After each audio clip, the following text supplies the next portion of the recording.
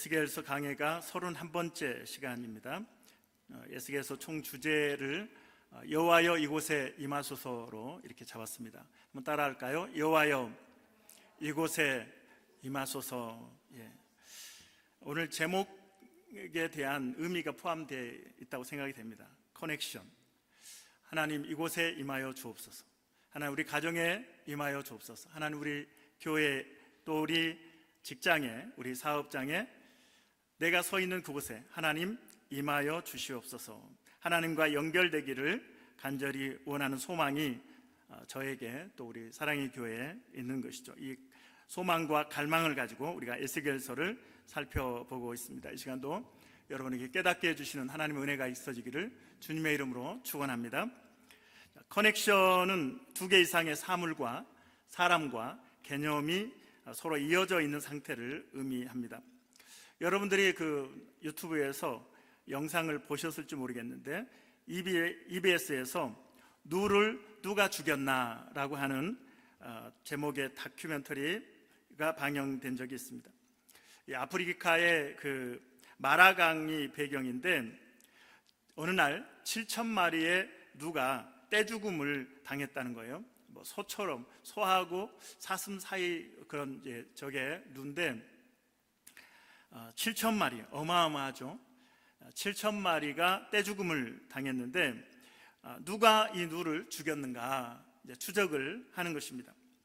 그 주변에는 포식자들이 있었는데 사자도 있었고 표범도 있었고 그리고 독수리도 있었고 악어도 있었고 하마도 하이에나도 있었습니다. 과연 그들이 다음 사진 한번 보여줄래? 자, 이들 중에 누가 그 누를 죽였는가 추적을 하게 되는데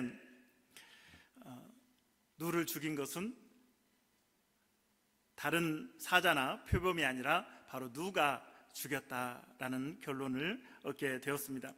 해마다 이 150만 마리, 어마어마하죠. 150만 마리가 아프리카의 마라강을 이렇게 건너서 풀이 있는 곳으로 찾아가서 이동을 하게 되는데 그 과정에서 서로 밀고 밀리면서 이렇게 짓밟히게 되는 거죠. 그래서 7,000마리의 이 누가 떼죽음을 당하게 되었다라고 하는 것입니다. 7,000마리의 이 사체는 1,000톤에 이르는 고기인데 이 누는 그 주변에 이제 짐승들의 먹잇감이 되는 거죠. 독수리가 와서 뜯어먹고 사자가 뜯어먹고 그리고 하이에나가 악어가 그리고 하마가 이렇게 와서 그 고기를 뜯어 먹는다고 하는 것이죠. 그리고 남은 고기와 뼈는 모두 부패해서 마라강으로 흘러 들어가고 그것이 이 마라강을 따라서 흐르면서 주변의 많은 식물들을 이제 이렇게 잘 키운다는 것이죠. 영양분을 잘 공급하게 된다는 것입니다. 저도 매년 제 텃밭에 음식 쓰레기를 계속 묻어가지고 그 땅을 비옥하게 이렇게 만드는 작업을 저도 계속 하고 있는데 이런 결과가 자연 안에서 자연스럽게 일어나면서 풀이 무성하게 자라는데 그 풀을 누가 먹습니까? 누가 또 먹는다는 거예요. 누의 부패한 그 몸을 통해서 식물에 영양이 공급되고 그렇게 해서 식물이 잘 자라면 누가 또 그것을 뜯어 먹게 된다는 것이죠. 자연의 이 동식물들이 이렇게 긴밀하게 커넥션 되어 있다라고 하는 사실을 이제 그 다큐멘터리에서 이야기를 하고 있습니다. 저와 여러분이 살고 있는 이 세상이 우리가 서로 분리되어 있는 것 같지만 사실은 연결되어 있다는 것을 오늘 현대사회에서 우리는 절실하게 경험하고 있습니다. 러시아와 우크라이나 전쟁을 통해서 그리고 이란과 이스라엘과 미국의 전쟁을 통해서 우리와 상관없는 거리가 멀리 떨어진 그러한 나라들의 전쟁이라고 생각을 하지만 그러나 우리가 피부에 와닿게 유가가 상승하고 물가가 상승하고 그렇죠? 그래서 트럼프 대통령의 말 한마디에 뭐 협상이 되느냐 마느냐 그 말 한마디에 주가가 오르락 내리락 하고 있는 것이죠. 이것을 통해서 우리는 전 세계가 커넥션 되어 있다는 것을 우리가 알 수가 있습니다. 어제는 장례식에 제가 다녀왔는데 42세가 된 젊은 우리 사모님이 하나님의 부름을 받은 그러한 장례식이었습니다. 캘거리에서 이제 개척한 지 1년 정도 된 교회였기 때문에 캘거리의 목사님들과 그렇게 또 담임 목사님들하고 교제가 없는 목사님 가정이었고, 교회 청년들이 몇 명만 있는 그런 아주 작은 교회였습니다. 과연 이 장례식에 누가 올 것인가, 그래서 저라도 가서 장례식에 가서 그 유가족을 위로해야 되겠다라는 마음을 가지고 장례식장에 갔습니다. 그런데 제가 놀란 것은 장례식장에 200여 명의 사람들이 가득 차 있었다라고 하는 거예요.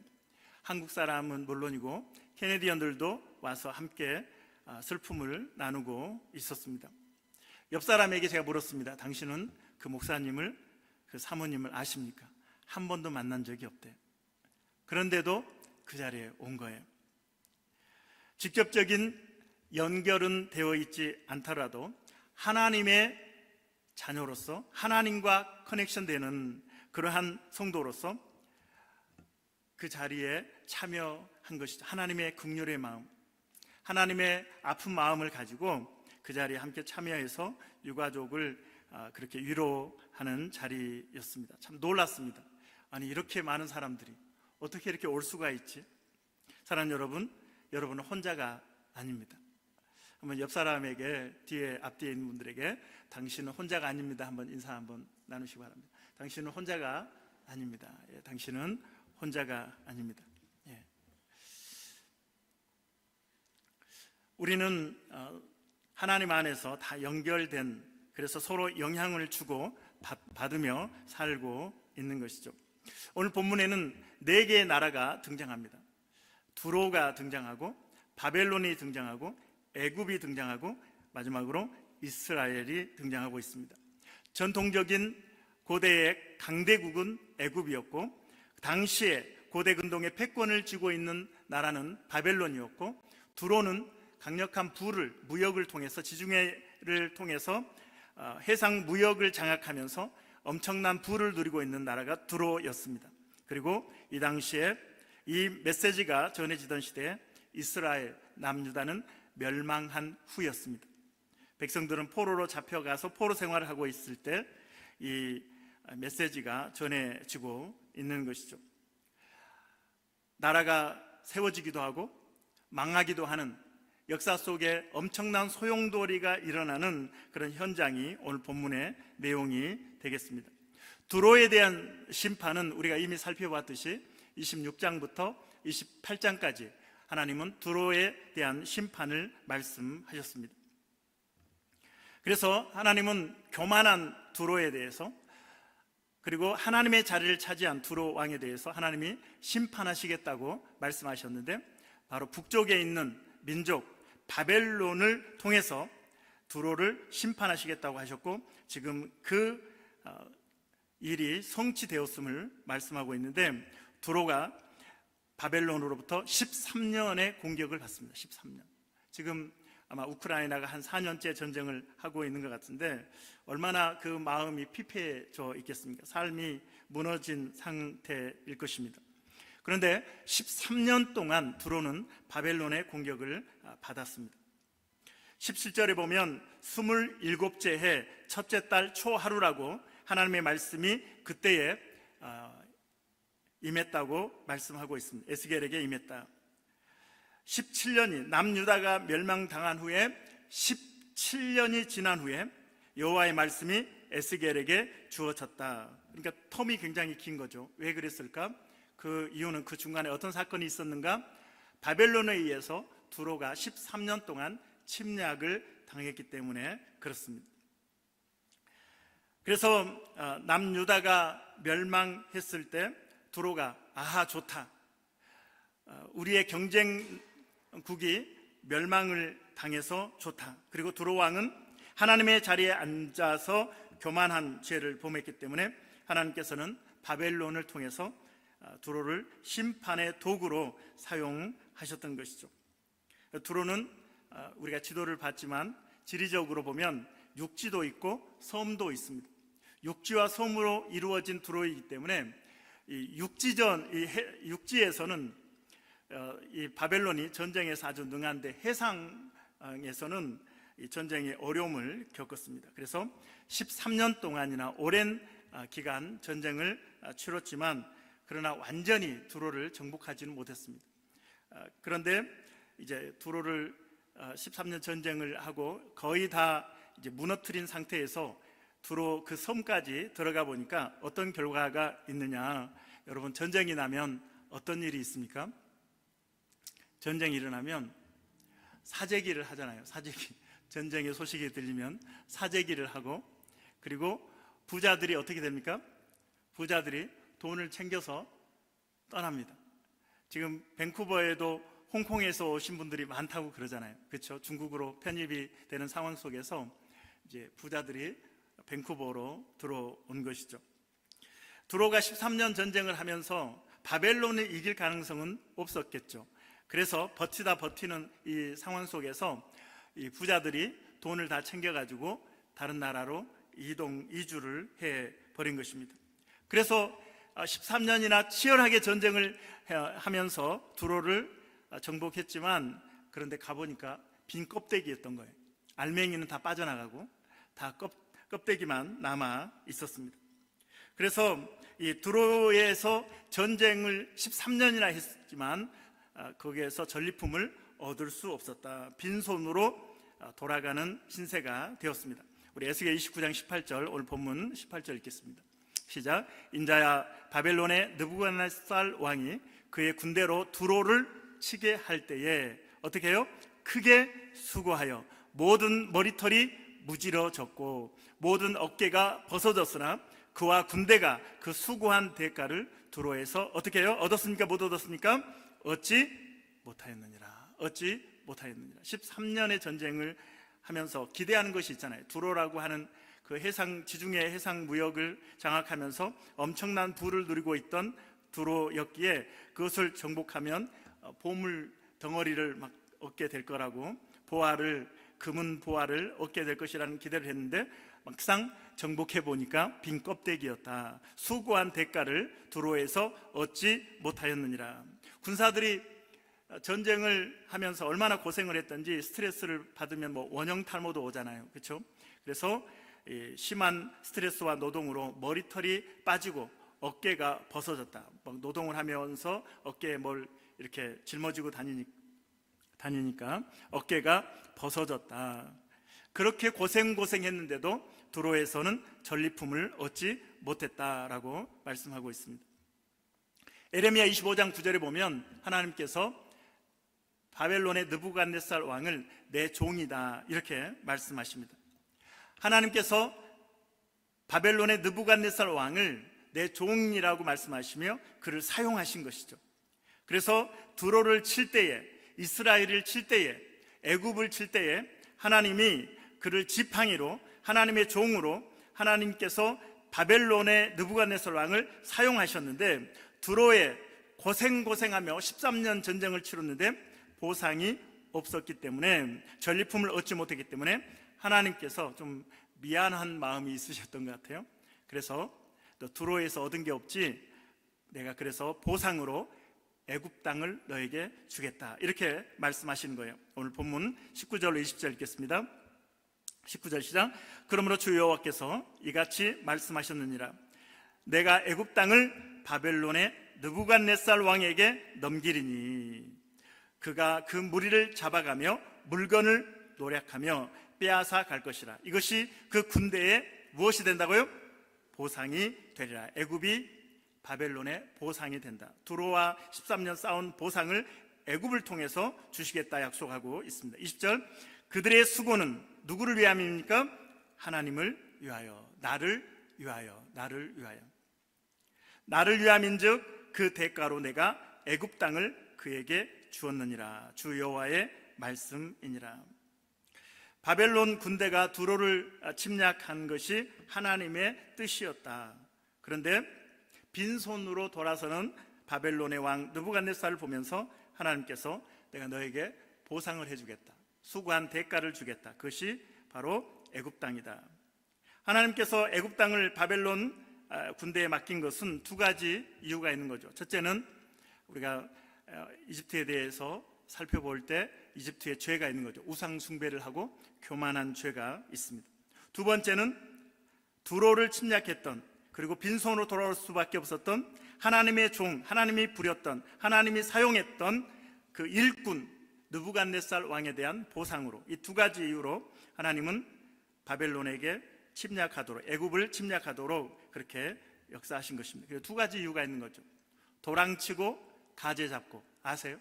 도랑치고 가재 잡고, 꽁 먹고 알 먹고, 꼴 먹고 알 먹고, 이것도 아시나요? 일타 쌍피. 과거가 의심스러운 분들을 일타 쌍피. 하나님께서는 이 바벨론을 통해서 이집트를 치게 하셨는데 두 가지 이유가 있다. 그들의 죄 때문에, 그리고 바벨론의 보상으로 주시기 위해서 하셨다라는 것을 말씀하고 있습니다. 사랑하는 여러분, 우리가 주님의 나라를 위해서, 주님의 교회를 위해서 섬기는 것이 결코 헛되지 않습니다. 하나님이 다 기억하고 이쪽에서 결과를 맺지 못하면 반대쪽에서 하나님은 보상해 주신 하나님이심을 여러분 기억하시길 바랍니다. 여러분의 헌신이, 여러분의 섬김이 헛되지 않습니다. 옆 사람에게 당신의 섬김이 헛되지 않습니다 인사 한번 나누십시오. 당신의 섬김이 헛되지 않습니다. 이것을 여러분 기억을 하시면 좋겠습니다. 고대 근동에서 일어난 이 전쟁, 바벨론이 두로를 침략하고 애굽을 침략하고 이스라엘을 멸망시키는 이 모습을 통해서 오늘 이란과 이스라엘과 또한 미국과의 전쟁의 모습이 투영되는 그런 것을 느끼게 됩니다. 세계를 경영하시는 하나님께서 세상을 주관하시고 역사하시고 역사의 수레바퀴를 굴려가시는 분이심을 우리가 기억할 때 전쟁이 우연이 아니라 필연임을 우리는 알 수 있습니다. 이란은 페르시아가 이름만 바꾼 게 이란이잖아요. 그렇죠? 페르시아 제국이 이름을 바꿔서 이란이 된 것입니다. 하나님은 바벨론이라고 하는 나라, 당시 고대 근동의 패권을 쥐고 있던 바벨론, 그리고 느부갓네살 왕을 통해서 고대 근동을 정복하게 하셨는데, 그렇다고 해서 느부갓네살 왕이, 바벨론이 신실한 그런 사람도, 그런 나라도 아니었습니다. 문제가 많은 나라였죠. 그러나 하나님은 시대마다 들어서 사용하는 사람도 있고 시대마다 세워서 사용하는 나라가 있습니다. 저 인간은 왜 저렇게 엉망인데 뭐 하는 일마다 잘 되고 형통할까, 뭐 이렇게 생각할 수도 있습니다. 나는 그래도 교회 다니고 예수를 열심히 믿고 교회에서 봉사도 하는데 나는 하는 일마다 잘 안 되는데 저 왼수는 잘 되고 있다, 뭐 이런 그 마음도 우리에게 있잖아요. 그렇죠? 나라도 마찬가지고. 그러나 하나님의 섭리가, 하나님의 뜻이 그 안에 있음을 여러분 기억하시길 바랍니다. 그 이웃이, 그 이웃 나라가 저와 여러분을 위해서 수고하고 있는 거죠. 하나님의 일꾼으로서, 하나님이 쓰시는 채찍으로 일하고 계십니다. 한번 옆 사람 보면서 당신이 그 채찍입니까? 한번 물어보세요. 하나님께서는 이렇게 어떤 나라와 사람들을 사용하시는데 꼭 윤리적으로, 도덕적으로, 신앙적으로 옳은 사람만 사용하는 건 아닌 것 같아요. 미국이라고 해서 꼭 옳은 건 아니잖아요. 트럼프가 하는 일들이 꼭 올바른 일은 아니지만 또 이 시대에 하나님께서는 하시고자 하는 일들을 또 미국을 통해서 일하고 계실 수 있다는 것을 우리가 잊어서는 안 되는 것이죠. 우리는 캐나다를 위해서 기도해야 합니다. 동성애를 또 낙태를 인정하는 그런 이 북미를 우리는 불쌍히 여겨달라고, 이제는 강단에서까지 동성애가 죄라고 설교할 수 없도록 법을 지금 만들어가고 있는 것이 캐나다입니다. 하나님의 진노의 방향으로 지금 나라가 흘러가고 있는 것이죠. 망하는 방향으로 흘러가고 있는 것입니다. 오래전에 일본의 쓰나미로 엄청난 사건이 있었잖아요. 그래서 일본의 그 쓰나미로 일본에 엄청난 피해가 있을 때 환태평양 지역에 있는 도시들, 나라들이 위기감을 느꼈습니다. 거기에 밴쿠버도 포함이 되잖아요. 그렇죠? 그런데 캘거리에 있는 저는, 우리는 내륙에 있으니까 지진으로부터, 쓰나미로부터 안전하다, 이렇게 생각을 했습니다. 여러분은 뭐 그런 생각 안 하셨어요? 야, 여기 내륙이니까 뭐 쓰나미 걱정 없다. 그때 100년 만에 홍수가 캘거리에 있었습니다. 우리가 카나나스키스에 하이킹도 가고 막 이렇게 할 때 보면 여전히 지금도 무너진, 그때 그 폭우로, 홍수로 무너진 그 현장들이 아직도 복구가 잘 되지 않는 모습이 카나나스키스에 있습니다. 다운타운 1층 아파트가 이렇게 물에 잠기는 그런 순간이었죠. 우리가 10년 전쯤만 해도 이 캐나다, 특별히 알버타는 원유가, 오일이 나오기 때문에 경제적으로 전혀 위기가 없을 거라고 장담을 했습니다. 사람들이 저마다 알버타는 살기 좋은 지역이라고 이야기했습니다. 그런데 10년 전에부터 원유로는 안 된다는 인식을 갖게 되었죠. 그래서 알버타의 경제가 흔들리기 시작했습니다. 우리가 장담할 수 있는 것은 세상 어디에도 없는 것입니다. 언제 어떤 상황에서 우리가 무너질 수 있다는 것을 세상은 우리에게 보여주고, 우리가 이 코로나 팬데믹을 통해서도 안전한 곳이 없다는 것을 깨닫게 되었습니다. 애굽은, 이집트는 전통적인 강호 아닙니까? 강국. 그 고대에서 한 번도 약해지지 않았던 강력한 제국이 애굽이었습니다. 지리적으로도 적으로부터 잘 방어할 수 있는 그런 지리적 그런 조건을 갖추고 있었습니다. 그리고 주변의 나라들도 애굽과 감히 대항하지 못하고 애굽의 속국으로서 애굽을 섬기고 있었습니다. 애굽은 걱정할 게 없었습니다. 두려워할 게 없었습니다. 안전했습니다. 평안했습니다. 그런데 하나님이 바벨론의 느부갓네살 왕을 이집트에 보내니까 이집트는 폭삭 망해버리고 지금까지 과거의 영광을 재현하지 못하고 있습니다.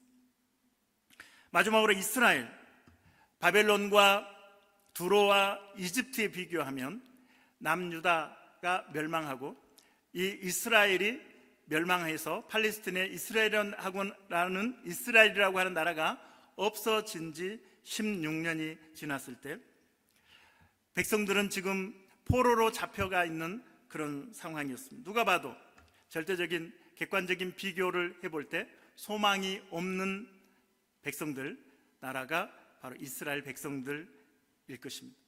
두로에 비교해서 경제적으로 상대가 안 되고, 바벨론과 비교해서 이미 속국이 되었고 망했고, 바벨론의 강력한 군사력, 애굽의 그 화려한 문명이 있는 그러한 애굽과 비교해서 이스라엘은 초라했습니다. 어디 명함을 내밀 수 없는 그런 상태였습니다. 그런데 하나님이 오늘 뭐라고 하십니까? 21절 읽겠습니다. 자, 21절. 그날에 나는 이스라엘 족속에게 한 뿔이 돋아나게 하고 나는 또 내가 그들 가운데서 입을 열게 하리니 내가 여호와인 줄을 그들이 알리라. 다른 나라들은 하나님의 도구일 뿐이고 하나님의 심판의 대상일 뿐이지만 이스라엘에 대해서 하나님이 한 뿔이 돋아나게 할 것이다 라고 말씀하고 있습니다. 하나님과 끊어졌다고 생각했습니다.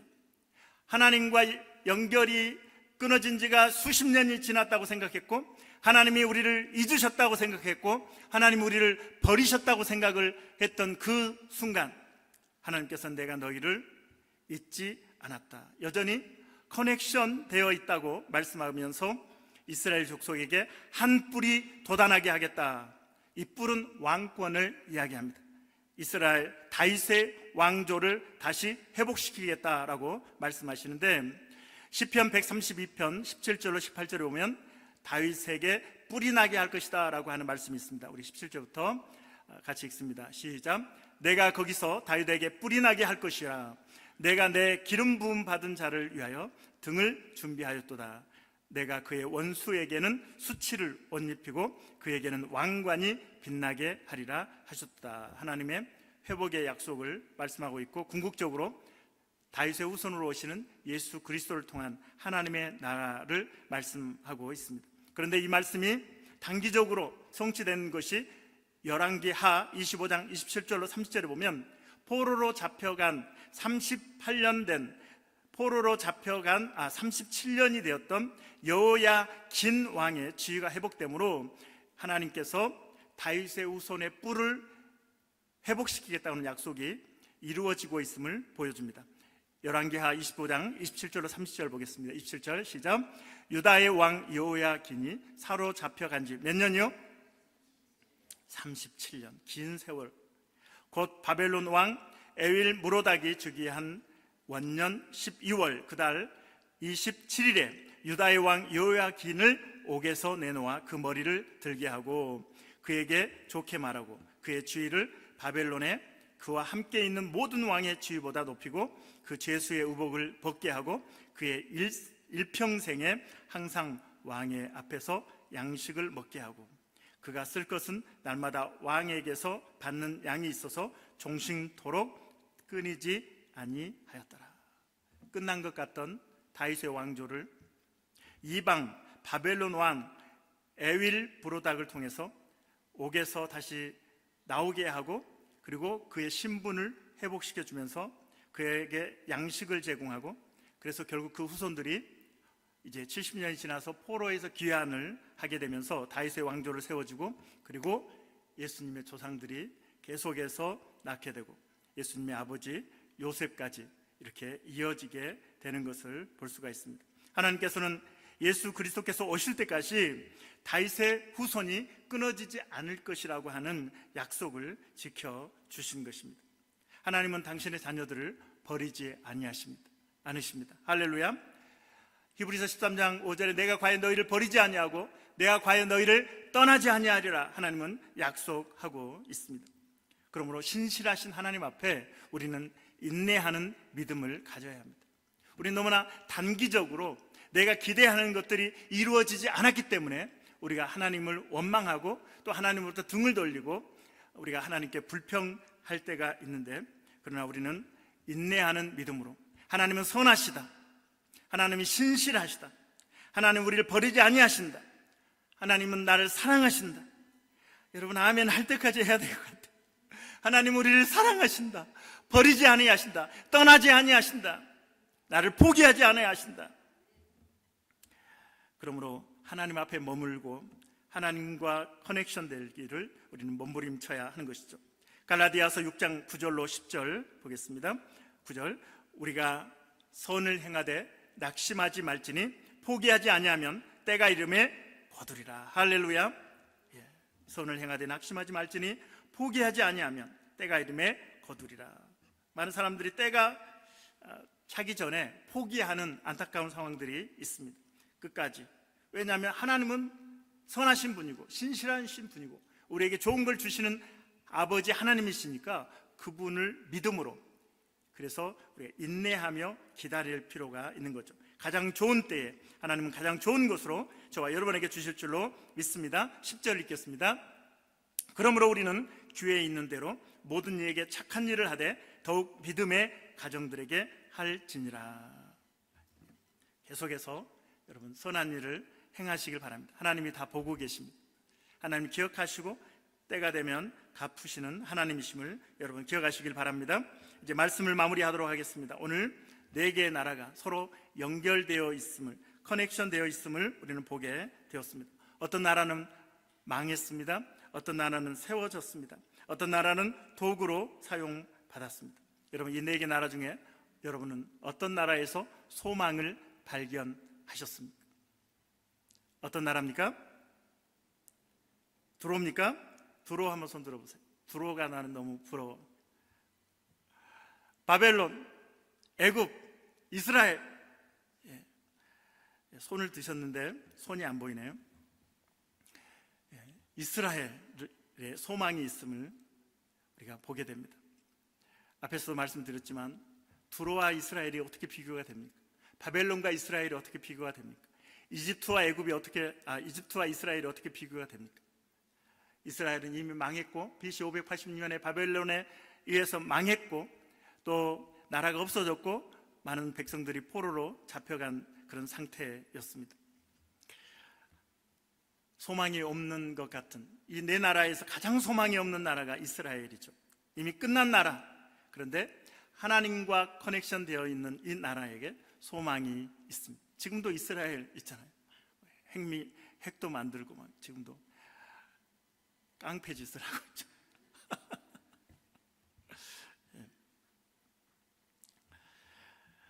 이제 2주 앞으로 니카라과 단기 선교가 다가왔습니다. 그리고 지난주에 우리는 선교 바자회를 했습니다. 총 수익금이 얼마인 줄 아세요? 3,700불.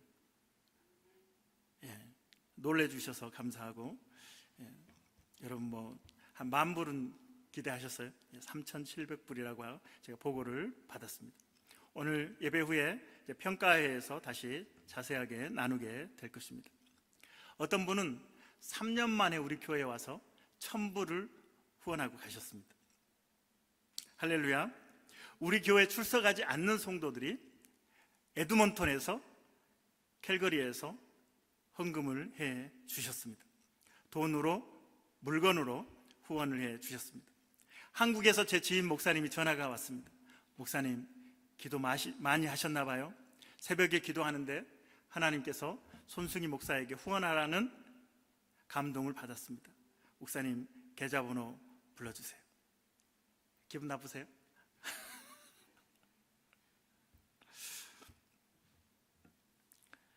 선교와 바자회를 이렇게 통해서 하나님이 이루어 가시는 역사를 보면서 내가 너희를 잊지 않고 함께하고 있다, 커넥션 되어 있다라는 사실을 말씀해 주셨고, 우리가 단기 선교비를 작년에 예산을 편성하면서 이렇게 예산이 있잖아요. 우리가 준비한 거 그 정도로 선교에 사용하겠다. 그런데 이번 바자회에 넘치게 하나님이 채워 주셨습니다. 우리 교회는 하나님과 커넥션된 교회입니다. 할렐루야.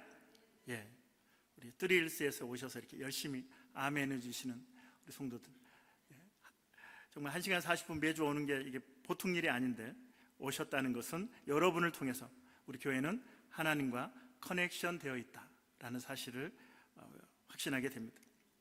제가 어제 오늘 얼마나 간절히 기도했는지, 하나님 새 신자 새가족 좀 보내주세요. 우리 이동희 성도님 오셨네. 할렐루야. 땀만 먹지 마시고 하나님과 커넥션된 이 교회에 함께 있으면 하나님의 은혜를 누리게 될 줄로 믿습니다. 요즘 저는 히브리서를 이제 목요 기도회에 강해를 하고 있는데 히브리서 11장 6절이 저의 마음에 확 와서 바뀌었습니다. 한번 같이 볼까요? 히브리서 11장 6절. 믿음이 없이는 하나님을 기쁘시게 하지 못하나니 하나님께 나아가는 자는 반드시 그가 계신 것과 또한 그가 자기를 찾는 자들에게 상 주시는 이심을 믿어야 할지니라. 할렐루야.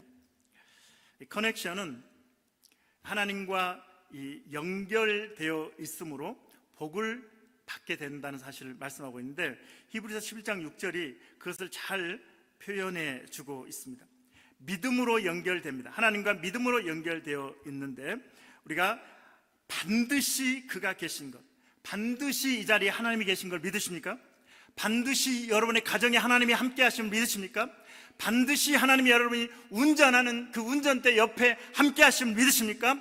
하나님께서 반드시 여러분의 직장에서, 여러분의 사업장에 함께 하심을 믿으십니까? 그것을 믿는 것, 이것이 하나님과 커넥션 되어 있는, 그리고 하나님의 상을 받는 비결이다라고 말씀하고 있습니다.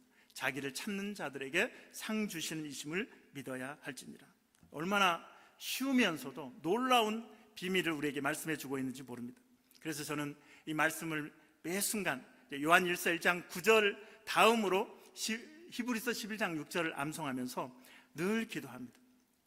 하나님은 당신을 찾는 자에게 상 주신다면서요. 교회 와서 기도할 때도 제가 이제 하루에 한 2시간씩 새벽기도 1시간, 저녁에 1시간에서 한 2시간씩 이제 기도를 하고 있는데 기분 안 좋으세요? 3시간씩 하는 게 이제 목표인데 낮에 제가 일을 해서 이제 3시간은 이제 목표를 두고 있습니다. 하나님, 우리 교회 지금 이곳에 내가 홀로 기도하는 이 자리에 하나님 함께 하시죠. 하나님, 우리 집에 나 홀로 서재에서 외롭게 하나님 말씀 묵상하며 씨름하는 현장에 하나님 그곳에 함께 하시죠. 운전하면서도 옆자리에 손을 내밀고 성령님 나와 함께 하시죠. 이곳에 함께 하시죠. 하나님을 찾는 자는, 하나님은 반드시 계신 것과 그를 찾는 자들에게 상 주시는 이심을 믿음으로 고백하며 하나님 이곳에 함께 하시죠. 하나님, 제가 오늘 사람을 만났는데 왜 제가 그런 쓸데없는 말을 했을까요? 참 너무 안타깝네요. 뭐 이런 이야기도 하고, 하나님, 오늘 제가 이런 결정을 해야 되는데 어떻게 해야 될까요? 오늘 신방을 가야 되는데, 어제도 제가 A마트에 신방을 이렇게 갔는데 가야 됩니까 말아야 됩니까 뭐 이렇게 하나님께 묻기도 하고, 그래서 하나님과 상의를 하고 하나님께 묻고 또 하나님 음성을 듣는 그러한 커넥션을 우리가 삶에서 늘 유지하는 것이 중요하다. 하나님이 자기를 찾는 자들에게 상 주시는 이심이라고 말씀하고 있습니다. 그래서 한번 불러보실래요? 하나님 한번 불러보세요. 하나님, 예수님, 성령님. 아이고, 오랜만에 부르네. 내가 여기 있다. 제가 어떤 때는 아침에 막 바쁘게 이제 새벽 기도는 물론 하지만 매일 이제 하지만 이제 이렇게 바쁘게 또 일과가 시작될 때는 오전은 하나님을 생각하지 못하고 넘어갈 때가 있어요. 오후쯤, 아이고 주님, 제가 오전에 주님을 잊어버렸네요. 주님 이곳에 계시죠? 라고 하면, 야, 일찍도 생각한다. 주님이 그러시는 것 같아요. 무슨 말인지 도대체 알 수가 없도다. 예. 여러분, 매 순간마다 하나님을 부르십시오. 하나님을 찾으십시오.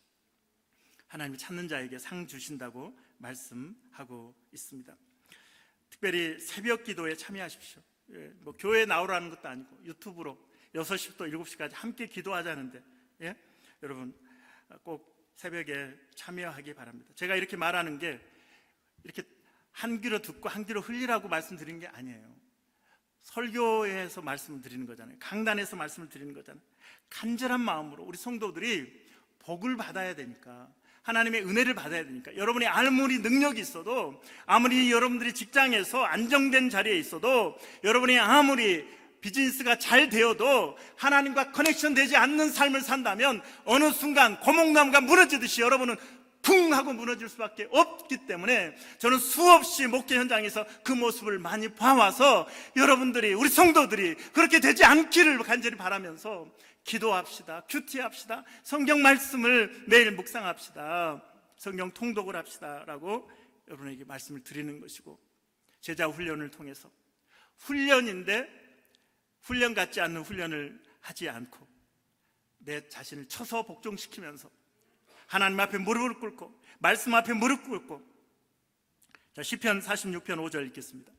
마지막으로 이 말씀 함께 봉독하고 말씀 마치도록 하겠습니다. 없어?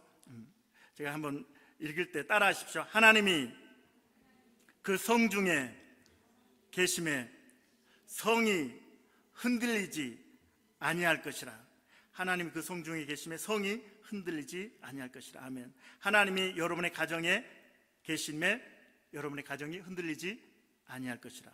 하나님이 여러분의 비즈니스에 함께 하심에 여러분의 비즈니스가 흔들리지 아니할 것이라. 자, 따라합니다. 새벽에 하나님이 도우시리로다. 이 사실이 여러분에게 믿어지는 은혜가 있기를 바랍니다. 하나님이 새벽에 도우시네. 그러면 새벽을 지키는 것, 하나님이 우리에게 어떤 생각이 먼저 들어오기 전에, 어떤 행동을 하기 전에 가장 첫 번째 시간에 하나님 앞에 나와서 하나님을 찬양하고 하나님의 말씀을 듣고 하나님 앞에 기도하는 그 새벽의 첫 시간을 하나님이 기뻐하신다는 거예요. 새벽에 하나님이 도우시리로다. 하나님과 연결되지 않으면 내 인생은 소망이 없다는 것을 고백하면서 첫 시간 하나님께 연결하기 위해서 몸부림치고 나오는 우리 성도들이 되어서 하나님의 도움과 하나님의 풍성한 복을 누리는 우리 성도들이 되어지기를 주님의 이름으로 축원합니다. 이 시간에 우리 찬양, 비전 찬양 부르겠습니다. 우리 보좌 앞에 모였네 함께 주를 찬양하며. 오늘 말씀을 통해서 하나님이 당신의 백성들, 당신의 자녀들을 얼마나 사랑하시는지 편애하시잖아요. 편애. 바벨론도 아니고 애굽도 아니고 두로도 아니고 그 초라한 별 볼 일 없는 망해버린 이스라엘에 대한 하나님의 사랑을 보여주잖아요. 세상에 수많은 사람들이 있습니다. 똑똑하고 잘난 사람이 있습니다. 그러나 하나님은 여러분을 꼭 찍어서 내가 너를 도와줄 거야, 내가 너를 지켜줄 거야, 내 사랑하는 아들아, 사랑하는 딸아, 내가 너와 함께 하겠다고 약속하고 계십니다. 우리 그 하나님을 바라보며 믿음의 눈을 열어 주님을 바라보면서 찬양합니다. 우리 보좌 앞에 모였네